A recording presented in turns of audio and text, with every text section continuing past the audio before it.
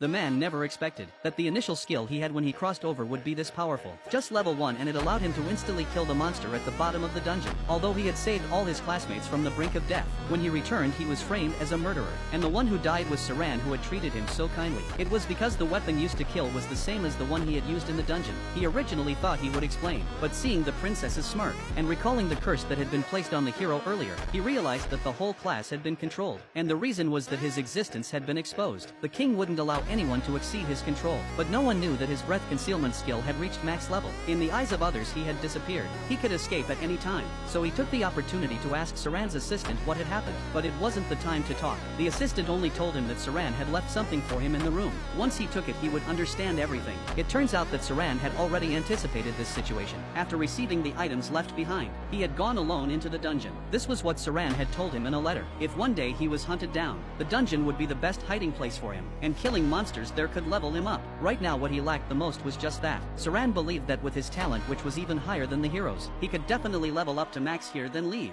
At that point he would become truly powerful as an assassin. The letter also mentioned that the one who killed Saran was the king's assassination squad. It also mentioned that the princess had the ability to curse people, but the condition was to know their stats. This was why the king had to check everyone's abilities at the beginning. Fortunately he had been cautious and used breath concealment to avoid danger. Akira knew it was probably his fault that Saran had been dragged into this, so he decided to follow Saran's final wish and level up here to max level before returning for revenge. And Saran truly hadn't underestimated his abilities. In just a few days he had reached level 46. His stats were more than 10 times stronger than the hero's, but when he reached level 75, he encountered a strange slime, a weak monster, yet it existed so deep in the dungeon. After killing it, something unexpected happened. A high-level elf girl was revealed inside. Actually, more accurately, she had been swallowed by the slime not long ago. This was the perfect opportunity to try out his untested skill, World Eye. He thought it was a skill to identify things, but what he saw instead was a vision of his entire class dying, and his brain felt like it was exploding. He quickly closed the skill, but at the same time he saw the elf's abilities. Just then the elf woke up. Strangely, the first thing she did upon seeing him was to recognize his name. It was as if they had known each other for years. This made him think of the ability he had just seen. It turned out that the elf had the same World Eye, and it was even at a higher level than his.